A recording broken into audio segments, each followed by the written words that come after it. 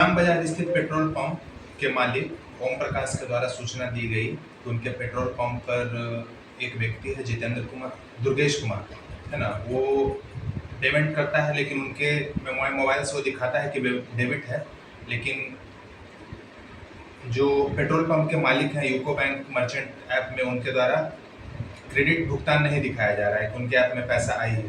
तो इस सूचना के लिए उन्होंने दूरभाष से सूचना दी। तो पुलिस अधीक्षक महोदय के निर्देश में मुझे इस कांड का जिम्मेदारी दी गई कि इसके कांड में देखें कि क्या उद्भेदन करना है। उसके तदोपरांत गश्ती गाड़ी के द्वारा भेजकर उन्हें बुलवाया गया। उनके मोबाइल की सघन जांच पे उनके मोबाइल में एक फ़ोनपे का .apk फाइल प्राप्त हुआ।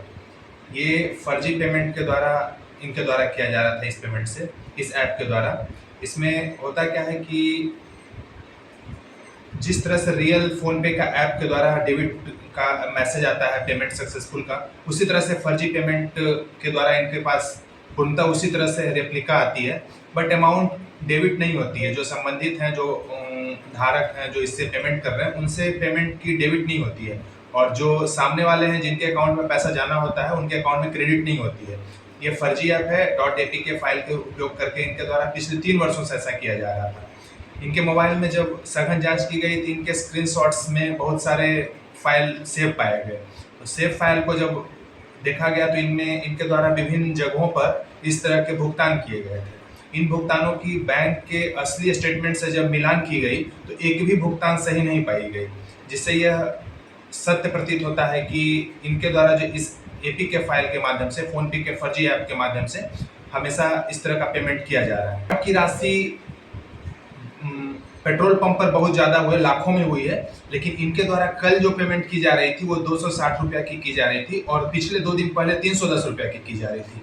लेकिन इनके मोबाइल में एक 4 लाख का पेमेंट का भी स्क्रीनशॉट है, जो हम लोग नॉर्मल फ़ोनपे से 4 लाख का पेमेंट नहीं कर पाते हैं, लेकिन ये फर्जी एपीके फाइल में आप जिस भी अमाउंट इंटर कीजिएगा वो ले लेता है, रीड कर लेता है।